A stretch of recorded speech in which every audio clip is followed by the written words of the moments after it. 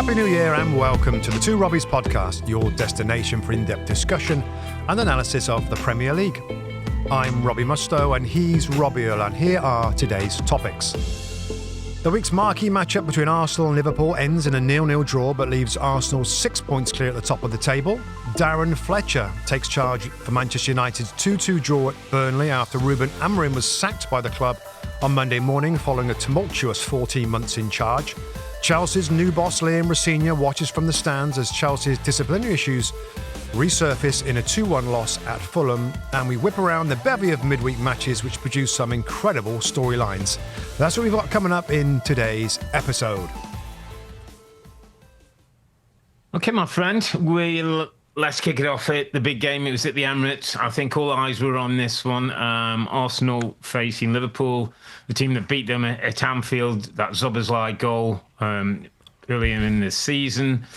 All eyes on Arsenal, chance to go 8 points clear, and I think for many people make the statement that this was going to be their year. Didn't quite play out like that, Rob. A 0-0 draw. I thought quite an intriguing game all the same. It lacked a little bit of goal-mouth action, some big moments, but I actually thought, Rob, as the game was going on, it wasn't a classic, but for me, and I'm assuming maybe for both managers who will come out of this day, I thought it was a bit of a learning, like, what am I learning today about this Arsenal team? Yeah, and maybe, I mean, would it be right as well to say that a draw doesn't really, I think both managers might say, you know what, not the end of the world, a draw. Certainly not for Liverpool to go to Arsenal. And Arsenal, no, certainly, given the 6 point gap now at the top of the league table, not to, it's almost like it ran out of statement victories, really. It was, to keep going to the well, to keep expecting the fans and the players and everybody to fly out the blocks, to blow teams away, to be at their attacking quality best that we have seen from Arsenal over the last few weeks. They didn't really have that. They had a strong team, Rob. I thought first half they were very much the dominant side. Liverpool's system was kind of different. It was like a 4-4-2, but the two forwards were playing like midfield players, really. Midfield players, yeah. So he blocked it up, didn't he? Yeah. And at times they went man-to-man, stopped Arsenal coming out. Yeah, they did. They stopped them coming out. And first half, they were so deep. We did some analysis, Rob, of Gakpo and Frimpong that are the wide forwards of Liverpool. I mean, all the way back. So, and then what amazing to me, and I'm fascinated with football and some of the stuff that, tactical side of it and how it can change from one half to the next. And Arne Slot said afterwards, Rob, that they attempted to really pass the ball and keep possession first half. They had a little bit of joy, but they had more joy in the second half. Yeah. Because their possession and their desire and their team setup was all about having the football. And second half, it kind of went how they wanted it to go. Is that what you thought? Yeah, pretty much. And I have to say, I think for Liverpool to almost feel like there was two game plans. It was part one where they were going to be defensive. They weren't going to allow. They probably expected Arsenal to come out first 20 minutes. I thought they dealt with that pretty well. And whatever the fans were going to bring kind of dampened a bit of that excitement that was before the game. Then I thought they got to their business pretty well, to the point, Rob, where I'd almost say, if Ekitike's in their side, I think Liverpool might have won the game. I think they lacked a little bit of sharpness. They took another midfield player in to stop Arsenal's play, but left them a little bit light at the top end of the pitch. Yeah, so you can't have it all. Yeah. Liverpool were absolutely geared up, tilted up, systemed up to have tons of the ball and to stop Arsenal's midfield. And the second half. And I don't miss this. This isn't Liverpool. This wasn't Liverpool playing brilliantly. It was about them setting their team up to have a keep ball session, really. And it worked pretty well against Arsenal in the second half. No shots on target. I think their only real strong avenue where they looked like they might get something to score a goal was down their right-hand side. Frimpong, I thought, was really good. Yeah, it was excellent. And then Capier got injured, and Miles Lewis-Skelly came on. Robin looked so struggled, didn't he? God, rusty, he looked shaky, a little bit short, slow. So that was a major concern for Mikel Arteta down their side. But other than that, Liverpool did a pretty good job of keeping the ball. And the only disappointment, Rob, and I guess I'll ask it as a question: would you have expected Arsenal in the second half just have a little rally up, whether it's the captain or whether it's a few of the players, to try and get in the faces to stop the possession and be, well, hang on a minute, we're at home here. I mean, it's hard to do that when they've got so many players in around the midfield area. But should they have done better good on players, that? by the way. They're decent players, Rob. Let's remember they're the reigning champions. Yeah. I think to that point, when you bring Azar on, you bring Martinelli on, you bring Jesus on. But they didn't have the ball. They didn't have the ball to get those guys involved. That's kind of how he saw it. Like, okay, I'll get my better ball players on. Some of my better ball players, can I get hold of the ball now and we keep it away from them? Which they weren't able to do. I kind of thought, Rob, one of my bigger feelings was, what is it now? 17 games to go. They're top of the table by 6 points. There's going to be a couple of days like this, by the way. Yeah. They're going to have to understand that there's going to be a couple of great days, there'll be a couple of statement days, and there's going to be a couple of days when it's going to get nervy on the pitch and off the pitch. And they've got to be able to handle that. One of the great things in their favour for me is that they're not going to give too many goals away. Again, they kept the clean sheet. Exactly. So that's a big part for them. And, if they can get the big guy scoring, I mean, we have to go back to Gyökeres, Rob. We do. Who, again, was brought in for the kind of money for these kind of days. I read somewhere he had 7 touches of the ball before I think it was 8. I think we had it at 8 after an hour when he came off. Yes, 8 touches. 7 or 8 touches. Yeah. One was a goals kick-off. in 11 games now from open play. I get that he's played his role, and I get that he's occupying defenders, and I get it at times. But there are times, Rob, when the ball comes in the box, I expect a little bit more. I expect a little bit more sharpness. I expect a little bit more box craft from a guy who scored so many goals in Europe. I expect a little bit more edge, influence, and edge, and action, and impact. I mean, for that kind of money. Yeah, I mean, is it a bit brutal to say that the team and the results are helping him right out right now? They're keeping any real serious critique, scrutiny. If they start losing, if they lose a couple of games, it'll turn. Yeah, and it was interesting that the manager after the game, I noticed, sort of talked about how maybe the midfield's not creating as much. He's still playing a big job. I still think he's obviously trying to keep his confidence up, as is the right thing to do. But at some point, you're going to need the goals. At some point, you're going to need a little bit more, or Jesus will start, Kai Havertz will start, Marino will play. Yeah. Somebody else will play in that role if we're not going to get the goal return.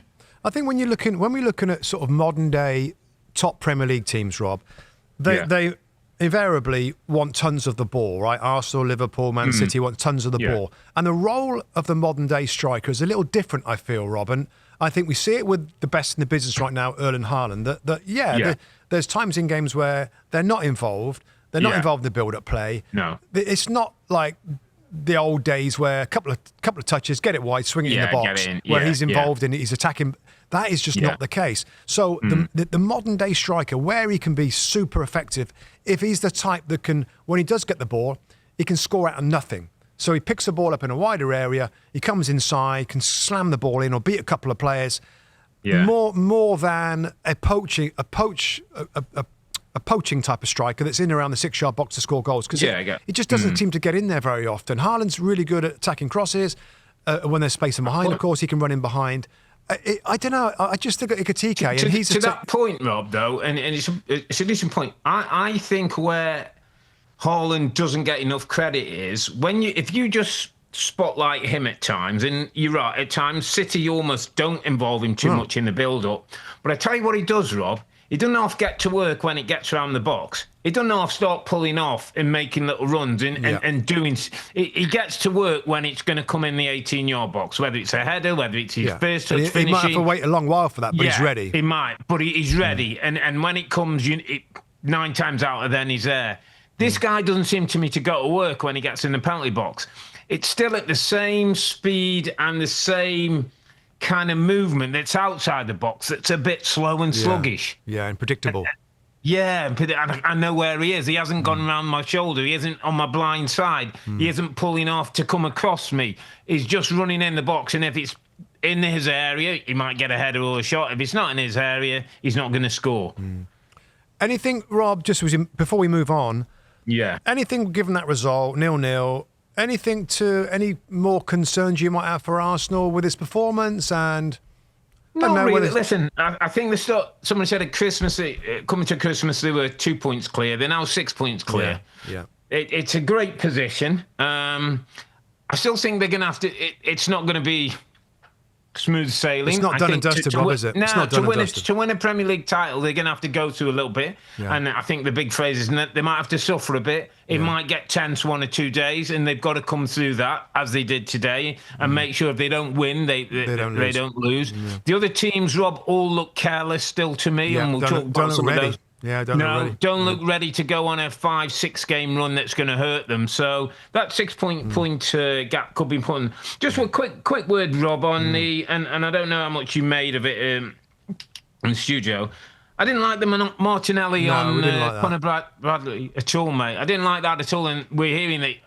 Fingers crossed, it's not as bad as hope, but hearing that it could be quite a serious injury on Conor Bradley. I just think as a fellow pro, if you see somebody go down, and we all know when somebody's feigning or pretending you've hit them on the head and they're rolling round, you kind of grab their arm.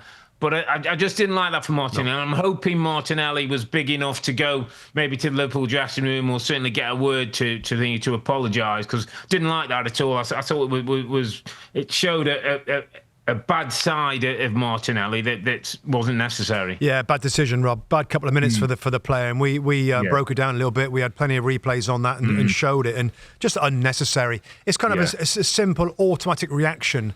I mean, he maybe didn't realise how serious the injury looks to be, but to spend that time over him and then to try and physically push him off, it looked like it hurt him, by the way. Yeah. It looked like it hurt, whatever his injury was. Didn't he? Yeah. So, I mean, without being too brutal on Martinelli, it's a bad moment for him. And I think you make a good point that you can still, after the game, go down the corridor, knock on the door and apologise like that. And that's happened. I've been in dressing rooms where that's happened to us.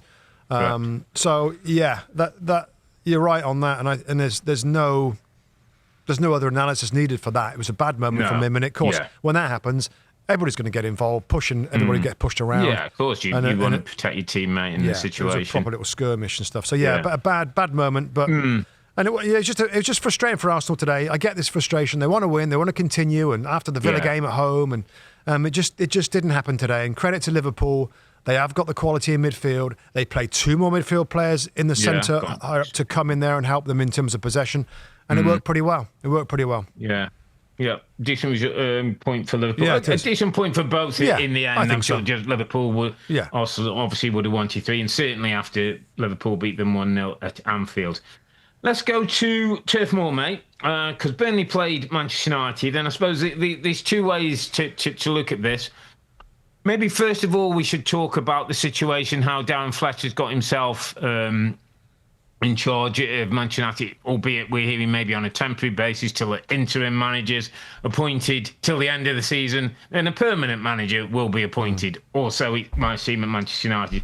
So we've got the managerial thing, and then we've got, we can talk a little bit about the game and Chesko getting a couple of goals. I mean, we haven't spoke, have we, Rob, in the potty?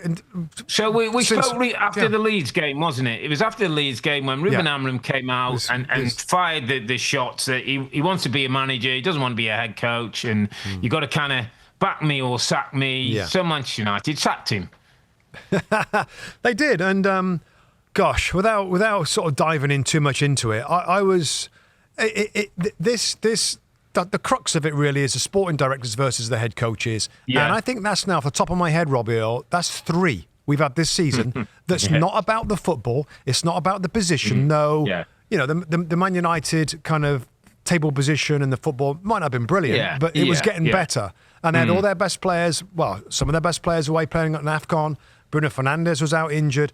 It felt like they were in a reasonable position to go on and do good things. But there's been a fallout between the sporting director, and there's a ton of reports. The one that I gravitated to was the one where it said, and by the way, of course, both sides have done things here that's not great, but that Sir Jim Ratcliffe and Jason Wilcox was kind of in a big meeting on the Friday before the game, before we're not happy basically with it. saying how about us changing the system then? Yeah. To a back four, wasn't it? I believe. I'm like, whoa, hang on a minute. That's the head coach. Like you should not be telling the head coach what he should do. He's paid to make decisions of tactics and everything else.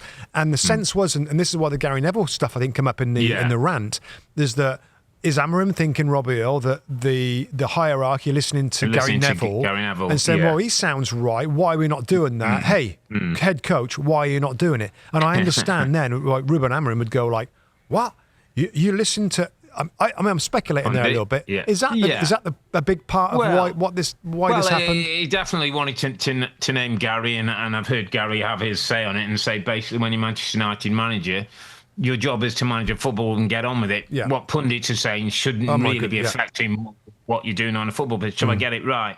I also think, and to slightly back Gary up and the situation, my big take of the whole thing, mate, is he's glad to be out. He wanted out. That's my big take. Yeah. He wanted out, mate. It wasn't quite what he thought it was going to be, managing Manchester United. The club wasn't quite in the place he thought it was going to be. The players weren't. When he nailed his mast to the street, this is the way I'm going to go, this is the way I play, blah, blah, blah, blah. It was a bit like the Ange sort of, doesn't matter how many players are in the building, we'll still push up. I think he was determined. And I think that the rant after Leeds was a push. And I tell you part of why I say this, and I don't know if you saw a picture, and there was a small video of him and his wife walking outside his house on a Monday, smiling, shaking hands, and think, now, if you're a disappointed manager who's just left one of the biggest clubs in the world, I don't think you go for that walk, and I don't think you have that thing. You can avoid that, Rob. He wanted, just like he wanted the rant to have a say, he wanted to show that, you know what, I'm Ruben Amorim and this club hasn't been great and they haven't really backed me and I'm going off. And there's talk now at some point he might be Benfica manager in the next couple of weeks if things don't go well for Jose. Yeah. And I just feel like he got to the point, Rob, where he kind of had enough. It wasn't quite what he thought it was going to be. I listen, I don't disagree with any of that. I think that's correct. All I would say, right, from the other side of it, I think the backing from the board wasn't what he expected. And I think when he says, this is the way I play and I want to stick to it, he was with the full expectation that football club, with money, with a couple of windows, would address the weaknesses in the system for the players that he had. So I think he thought he's going to... Well, he did get a left wing back in Patrick Dorgu, who's been okay. Didn't get a right wing back. Didn't get a new central midfield player. And I think when he had a conversation with Jason Wilcox about, not sure there's going to be enough money to bring in parts of that, and that's when he said, well, I might have to change because we haven't got the funds to produce a really strong 3-4-3, which is what I expected at the start. So I'm not sure. It feels like it's old news now, Rob, so we probably shouldn't go on too much about it. It's just one of those, and again, Nuno Espirito Santo at Nottingham Forest clash with Edu, director of football. Leaves the football club. We have this one with Amorim, clashes with the director of football, leaves the club. Enzo Maresca at Chelsea, clashes with the higher-ups, leaves the football club. So we've had directors of football. So what's the lesson? What's the lesson, Mr. Mustoe? Well, I'll tell you what it is. And I thought about it in this regard, and I want to leave this subject for now with this thought. Whether you're the manager or the head coach, right? Yeah. You want to have the sense and the feeling that the recruitment, the sporting director, and the staff around that are working for you. And you're not working for them.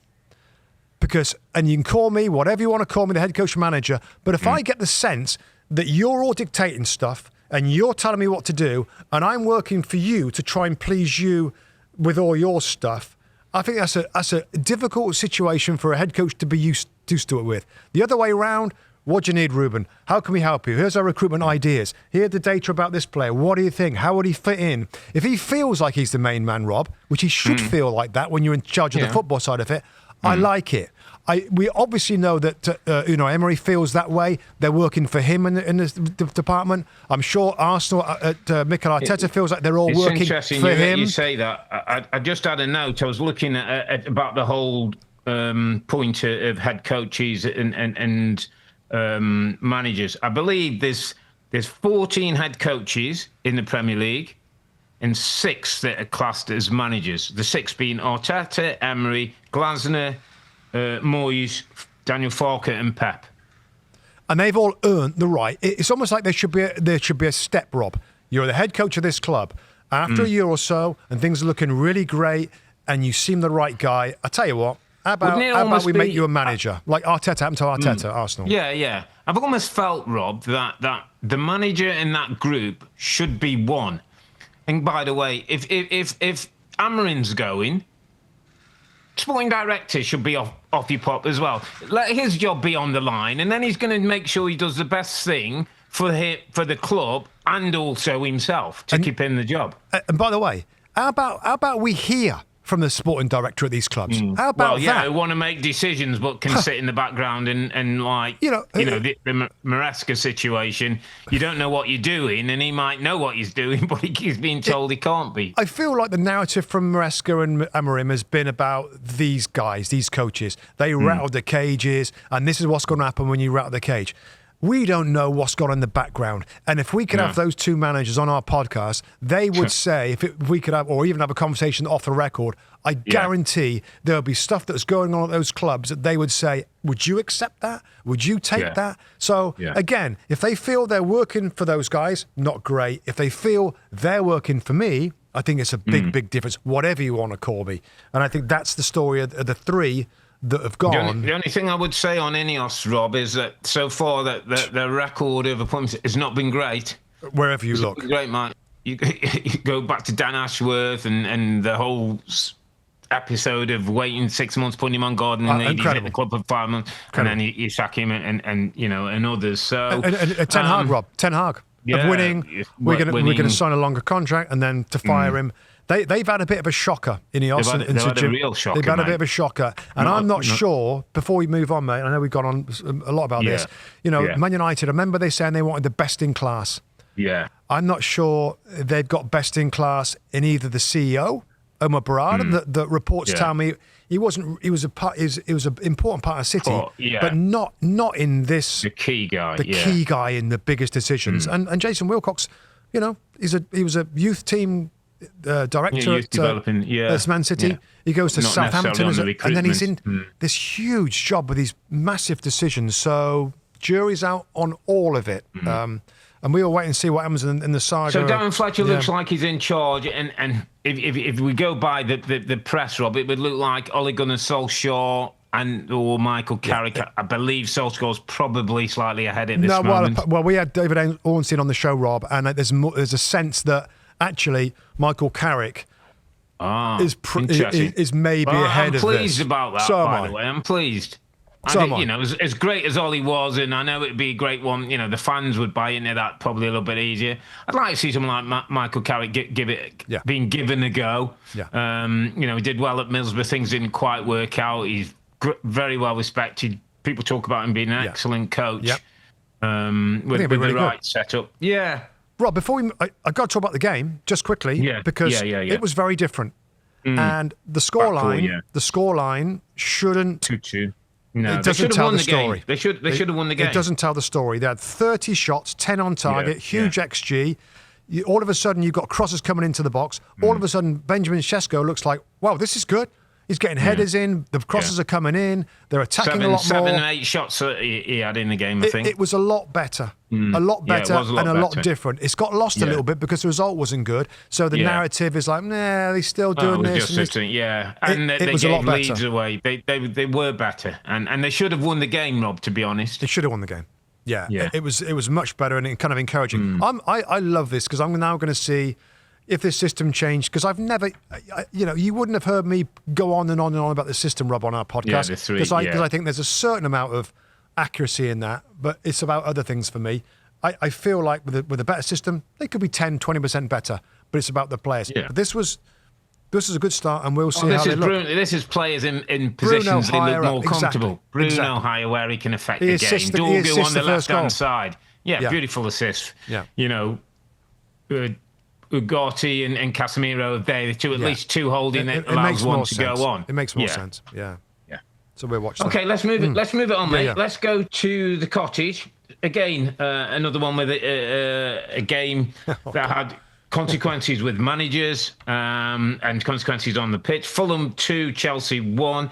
Chelsea, another red card. Cucurella, I think that's the 5th red card this season. Cucurella getting off for denial of goal-scoring opportunities. He pulls back Harry Wilson.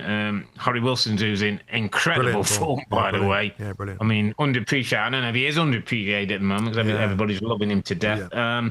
But it was a 2-1 win for Fulham. Delight for Fulham. From Chelsea's point of view, we saw Liam Rosenior, the Strasbourg, who's now been officially given the role as Chelsea head coach. He's got a 6-year deal. Takes him through to, I think, 2032, if I'm not mistaken. He's a young man being given a great opportunity. How do we feel about that, Rob? And then what do we think of Chelsea as we move forward? Oh, gosh. How long have we got? Wow. There's two sides of this, okay? There's the positive and there's a negative. The positives. The amount of good things I've heard and read about Liam Rosenior, it's going to happen a lot. His dad's Leroy Rosenior, which is all right. He was a good striker and all that. So Liam Rosenior, the amount of good things I'm hearing about him is astonishing. About his coaching, about his man management, about how he was with Rooney at Derby in his first job, wasn't he? And Rooney, speak really highly of him. So I think there's a lot, and we know that he's very good with the media. He was working with Sky TV, very articulate, which you've already seen in his first interview, which I do want to talk to you about. So there's the positives, right? I went back because that's the sort of guy I am. I went back yesterday. And I watched 2 games from Strasbourg, right? Just get more of a sense. They're part of the Blue Co system. Like just for our viewers to know, they're part of the Chelsea kind of multi-club system that they own. Yeah, so Chelsea own the club and they loan and all that. Because I didn't realise Chilwell's there, isn't he? Ben Chilwell's at Strasbourg. Again, Chilwell's another one that talks very highly about Liam Rosenior. Anyway, I had a quick look at some of the games, 2 games. There was a league game, super expansive, 3 at the back. So it's kind of the Man United system. Now, I don't know whether he'll do that into Chelsea, but I wouldn't be surprised because they're really expansive. 1 million passes. They played lovely football. It was almost like the total football in that system to try and win games. They've been successful. I think 7th the place they were and could have done better things in European football. And then I went back and watched the Crystal Palace because they played Palace in the Conference League. In the Conference League, and they beat Crystal Palace. And the same thing. Really, really expansive, attacking, attractive football. That's all the positive side of it. The negative side of it is, wow, what a jump. What a step up. Like, from going from Hull City to Strasbourg, which it's been good, but I mean, it's a different animal to be manager of this football club with the expectation, with the difficulty level of trying to manage these different competitions, of managing players that are multi-millionaires now. And these are all things that he has not done. He has not done with Hull City and Strasbourg. Very different in terms of trying to win over the dressing room with that.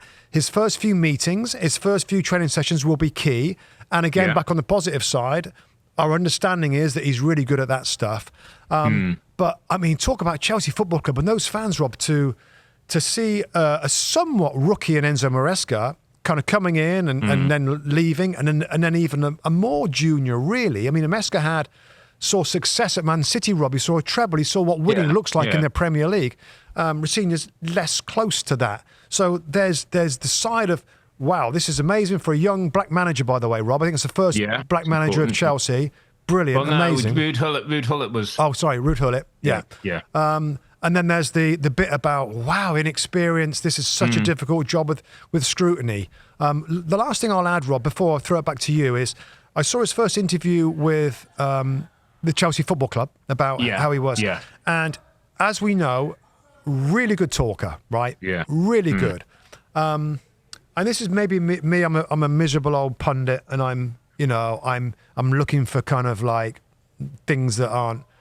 He spoke a lot, and it's great. And he said what he wanted, Rob. And he talked about, I want to entertain the fans. I'm here to win.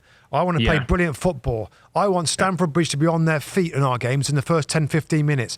He talked a great, great game, season, career. I feel at the beginning it's probably better to say a little less and start humbly and not about how he's going to get them to play winning football and expansive football and creative football. And I want Do you know what I mean, Rob? Am I being a bit negative? Did you see the interview, by the way? Did you see? I did see the interview. Yeah, I did, and I'm smiling to myself. Is he talking as he was, too as he was much? doing the interview, I was thinking to myself, there's going to be two schools of thought here. Some people are going to say he's over talking it. He's trying to create this perfect scenario almost where it's going to be justify great. it, like a little bit like Jesse Marsh. Remember Jesse Marsh? But if he goes the other way, I'll tell you what would have happened. People would have said, "Oh, I don't know if he's going to be ambitious enough." Is he? Yeah. Let me tell you where I'm at with this situation, and we come from a slightly different place. He's 41 years of age. He's young, urbane, kind of probably more in touch with these players than certainly Maresca was, possibly Pochettino was. I'll ask you the question, because I knew this was going to come up. What's the bigger jump? Liam Rosenior from Strasbourg to Chelsea, or Keith Andrews from set-piece guy to Brentford manager? Liam Rosenior, bigger jump. Bigger jump. Really? Yeah. When Keith Andrews has not managed at all. He's been at the football club. He knows how it works. The players know him. He's been telling you where to stand on corners and where to sit free kicks. He's also a coach. He was gearing to be a manager. But this guy's a coach. This guy's coached at Hull City in the second division. He's coached at Strasbourg. I think it's about 175 games he's coached. He's a young man. I kind of think we do this everybody was saying that Keith Andrews will be relegated and Brentford will be relegated because he's got no experience. He's never coached at this level, blah, blah, blah. He's fifth in the Premier League. Look at when the goals go in. His team run over to him. He's got a relationship, a man-management relationship. You know as well as I, in a dressing room, the man-managed relationship is as important as your tactics, is as important as your setup and all that. Does the guy who's running you, do you want to play for him? Do you want to do... This guy looks to me smart enough to do two things. Find the right way to get on with the players, and sometimes that includes discipline, and find the right way to get on with his sporting directors and the people who are his bosses. Because you fall out with either of those two parties, you're out of job pretty soon. Yeah, and that's great. And I think he'd be good at that, Robbie Earle. What I would ask you, what's it like on the sideline when he's 2-1 behind against Pep Guardiola's team? Or Arne Slot's Liverpool. Keith those Andrews decisions never had that thing, and he made the decision. He knew how to make decisions. The expectation and scrutiny at Chelsea, Rob, is different. I hear you, but I'd also say Graham Potter went into this football club with experience, had done things at Brighton, struggled. Nuno went in, had a great season. He's gone in at West Ham, has struggled. Amorim has all looked like the perfect fit for Manchester United, has struggled. Pereira has one good season at Wolves. The next season has struggled. The age in your... I think we sometimes go too far down that, he's not from there. We've got to give this guy... This guy's smart. Listen, this guy ain't silly.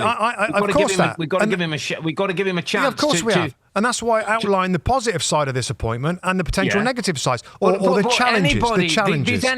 Any manager you take outside of maybe an elite 6 or 7, maybe 10 at the max, are all going to be a step up.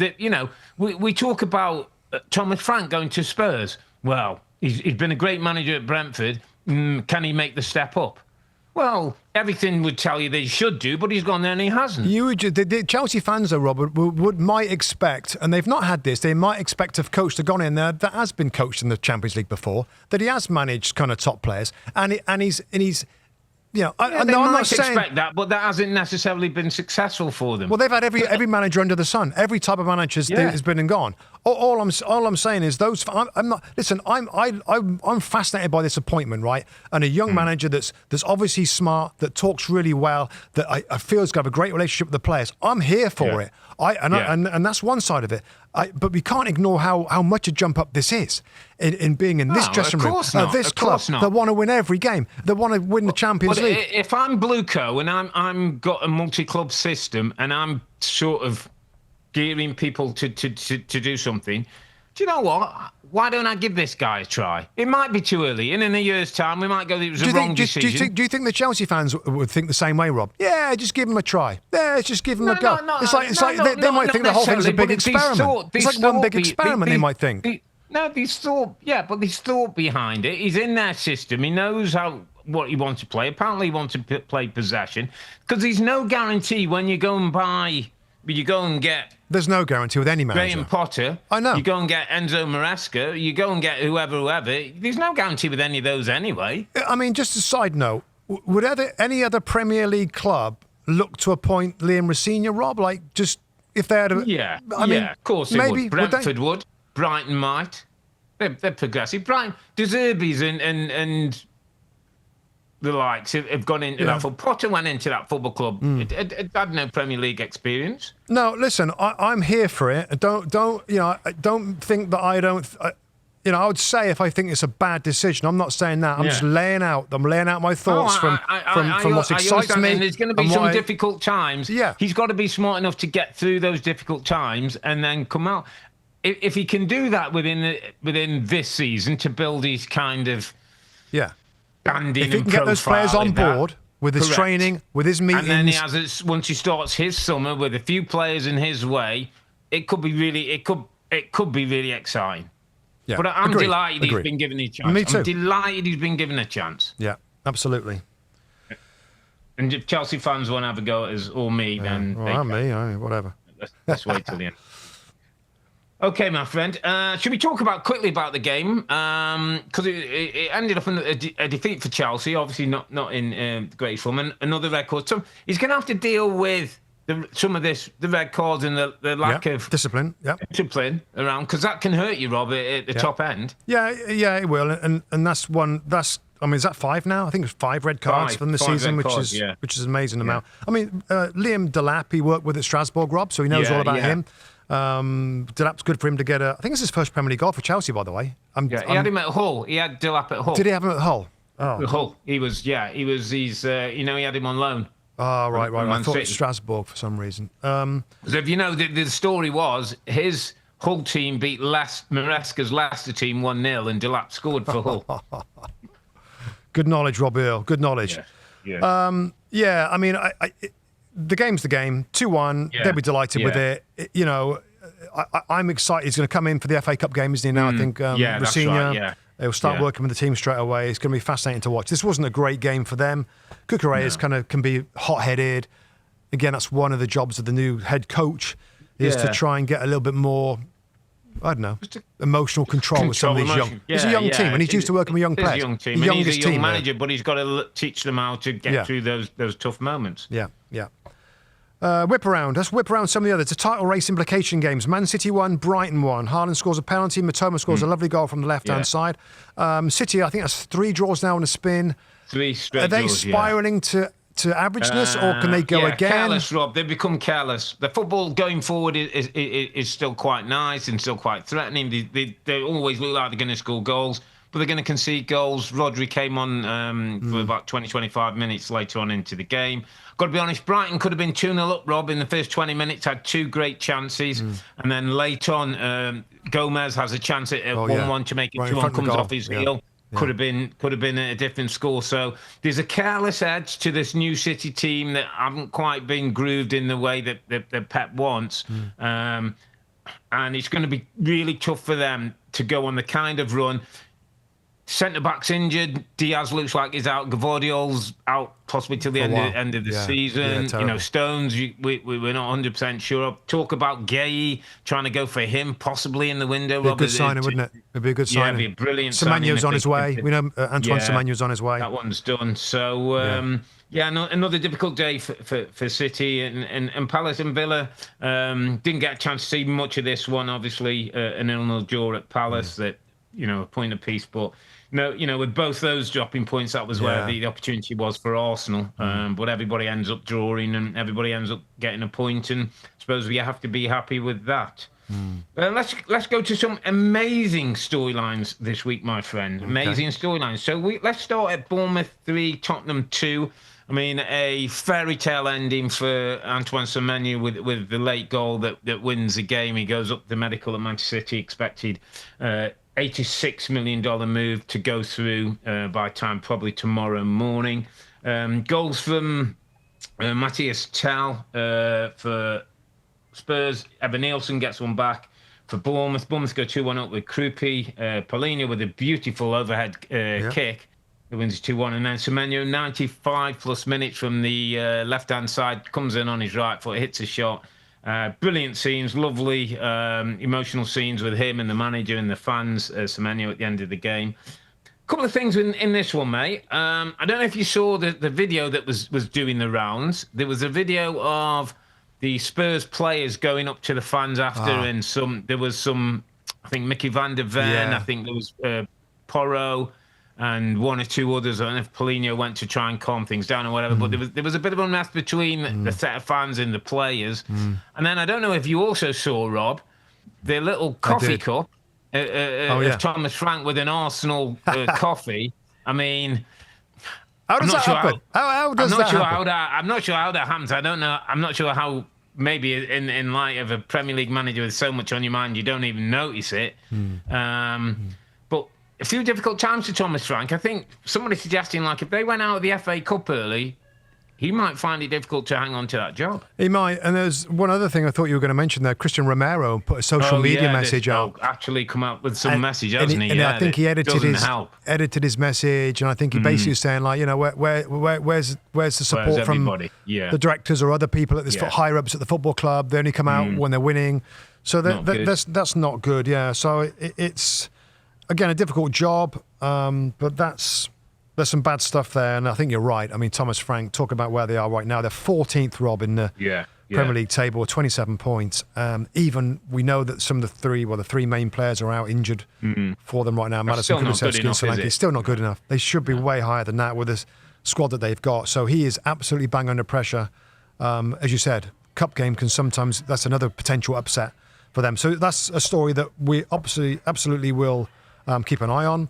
Newcastle 4, Leeds United 3. Maybe the game of the match round, by the way. And again, all these games on at the same time. It's hard to get a real close look at it. But what amazing end to this game. St James's Park. Of one place, Rob, where there's a late goal that goes in from Harvey Barnes. Can you imagine? There's no better scene, is it? When the goal goes in, right, on the screen, I'm looking at the crowd most of the time. Because at that the place, hairs go on the back of your neck, don't they? The whole place, they're all jumping off their seats. I mean, what a finish from the penalty to the late winner from Harvey Barnes. To turn that game around in stoppage time at the end of the match sounded like amazing. Latest goal and record in the Premier League, apparently, Harvey Barnes. It's what, the latest winning goal, isn't it? Record, or the winning goal. Yeah.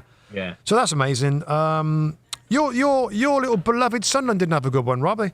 They lost. He didn't. They lost to your other beloved team, Brentford. They lost 3-0 my at beloved Brentford. Forward, Igor Thiago. What about him, by the way? Banged in another 2. Earle was on him early, right? I get that you're on him early. He is looking. I mean, he's starting to look like really good. He scored the most goals now in a single season of any Brazilian. I mean, by the way, as you would know, you had an incredible Brazilian who played Juninho with you. Yeah. You think of Firmino, you think of Coutinho, you think of some of the great Cunha. Think of there's been a lot of good Brazilian players in the Premier League, mate. I mean, with the desire of the big clubs in English football or the Premier League to looking for strikers, I mean, he is doing himself a ton of favours. I mean, this club and recruitment and strikers is so many now. And the manager, by the way, mate. I know. Let's just give that man. Right. I know we've mentioned it before, but this fella, I mean, this is incredible stuff that's going on. And I know he was around it, and I know he's watching Thomas Frank and seeing how he works and picking a lot up. But his role was the set piece guy. So like Arsenal set piece guy, and then Mikel Arteta goes and they go to that Nicolas Chauvert. You take over. I'll see what that looks like. Yeah. Steve Andrews deserves unbelievable credit for what he's done with this group of players. He's done brilliantly. He looks comfortable. He looks very happy in his own skin when he's interviews and stuff like that. I want to add one thing though, and this is taking nothing away from Keith Andrews. Yeah. In football right now, you can put football clubs in two buckets: the good recruiters and the bad recruiters. He fortunately works for a club that are good recruiters. In that bucket is Bournemouth, is Brentford, is Brighton. Agreed. There's good recruiters. Crystal Palace have recruited well, and there's bad recruiters. Now, I'm not talking about the different sizes of clubs as well. Arsenal have been good recruiters. Man United have been bad recruiters. Spurs have been bad recruiters. The clubs that recruit well in their little echelon in the Premier League are going to do really well.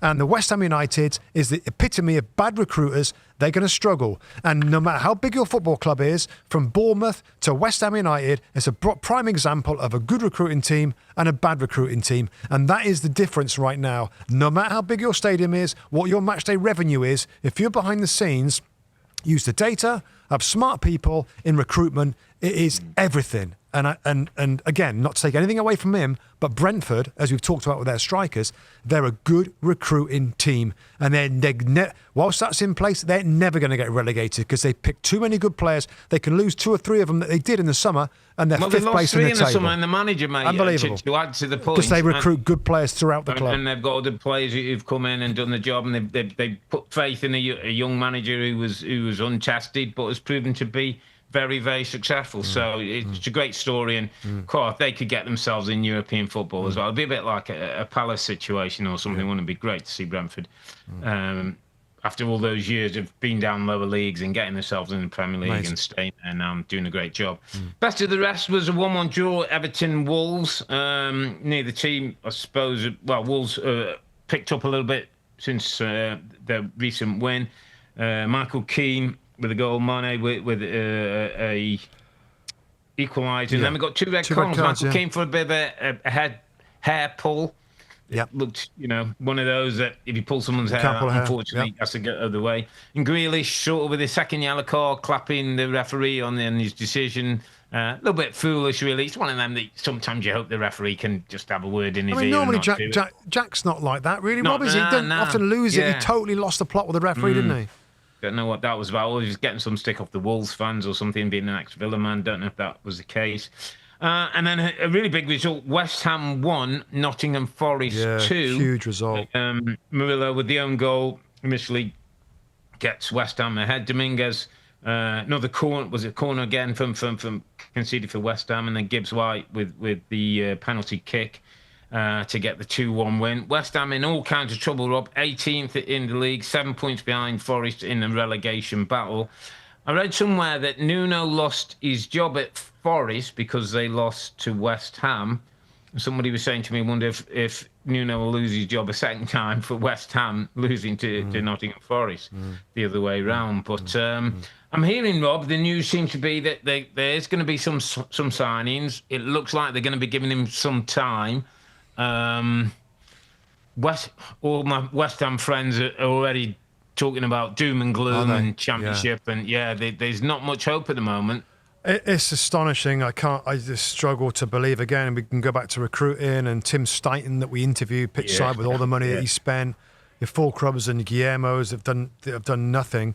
But there's a 7-point gap. That's a real gap now. Now there is 17 games left, and if they can find a way to stop conceding goals, they still have a chance. I am not relegating West Ham United right now, but it's very difficult. It's very difficult to see. Maybe a Leeds United, Rob, potentially struggle to keep on the great form they're in right now. Maybe they don't. But it's astonishing. Just before we wrap up, Robbie, the penalty that was conceded and was ended up being the match winner for Morgan Gibbs-White. There's a collision between Morgan Gibbs-White and Alphonse Areola. And I think when you first see it, right, and by the way, I think I'm in the minority a little bit, but when you first see it, you see a goalkeeper come out, you see him go into a player, and it's like, well, he hasn't won the ball, it's a foul. And I understand that. But if you actually look at it, from Morgan Gibbs-White's point of view, right, the ball's nodded away before it gets to the two of them. Yeah, Souček gets there just before, you're ahead of him. But Morgan Gibbs-White is flying and setting jumping. Off on a run like they used to do 1, 2, 3 jump. He's heading towards the goalie, and they're going to collide. There's a collision, because the hand's in the face, and people look at the goalkeeper in this sort of collision. It did look like a foul, and maybe I'm wrong, and maybe it was a foul by the goalkeeper. I just think I was a bit with they're both full-blooded challenge. That collision's happening whether the ball's there or not. Because the ball's headed away, it makes it look so much worse. And they're both flying into the challenge. Yeah, they're both going for the ball, and it's one of them. If the header doesn't come in, they both probably challenge for the ball, and the game goes on. But I thought it was a slightly tough one. And I mean, when you see it, he does catch him in the face. And first because he goes down, then that's the reason that he wasn't going to be overruled. But I thought it was a little harshly done. But West Ham can't be licking their wounds, mate. They need to get on with things. They need to get things right. And just notice as well, they let Callum Wilson, looks like his contract's he's going to mutually agreed, haven't they? They're going to let him go. So, listen, mate, and I know I just want to take a moment to pass our condolences to a couple of football greats and send our best wishes. Martin Chivers was a Spurs giant. We lost him this week. He was part of that UEFA 72 and the League Cup 71-73 team that was Bill Nicholson's Spurs. When everyone talk about Spurs way, that was kind of back in the days. So we've lost him. Also, a personal one, just condolences to Gary Logan, a good friend of ours, a broadcaster in the UK. We lost her dad, Terry Yorith, today. What a lovely guy. He was played for the likes of Leeds, Coventry, Tottenham, was out at Vancouver Whitecaps, I heard, as well as Welsh international. And Gabby's, for anyone who doesn't know, is a really big broadcaster back in the UK, very much like Rebecca Lowe, knows the football, great personality, a really good friend of mine. So just pass our condolences to her. Mate. Well said. And finally, just to Kevin Keegan, mate, who was diagnosed with cancer. Did you know? And Kevin Keegan was a I'm sure of yours, a hero of ours. Toshak and Keegan for Liverpool back in the day. Was this little diminutive forward. He played for Liverpool, Hamburg, Newcastle, Southampton. Was the England manager, and just a brilliant guy to be around. Would make everybody feel special in a room. Let me tell you a quick story of him, because he was Newcastle manager when I was playing for Middlesbrough. And I went out for dinner with my wife and I think it was Jamie Pollock and his girlfriend at the time, and we were in this fancy restaurant in Middlesbrough, and Kevin Keegan was in there, saw us, come over and said hi, goes and sits and have dinner with his wife. And then we found out that he'd paid for our dinner bill that night, and we're kind of meant to be rivals. What a love, and didn't say anything, just walked out, and just what a lovely bloke. And let's hope him a speedy recovery. Wish him a speedy recovery. What a great guy. What a legend of the North East football as well. Absolutely. Legend of football generally, I think. So. Yeah. Well, mate, that puts an end to what I'm calling a mad midweek. Lots of games, 29 goals across 10 games. None of the goals came at the Emirates. Arsenal, Liverpool during the big game of the week. And how's this? Newcastle had a thriller. West Ham loss could be a killer, while Thomas Frank and Spurs could do with a filler. That's it for this weekend. We're not around this weekend. It's the FA Cup, so enjoy your FA Cup action. We'll be back Sunday. That's January the 18th. So Sunday, January the 18th, date for your diary. We'll recap Matchweek 22 and the small matter of the Manchester derby. But for now, I'm Earle. He's Musty. Together with the two Robbies. Thanks for watching and listening. Be safe, stay healthy. It's good night from me. And it's good night from him. Good night. Good night.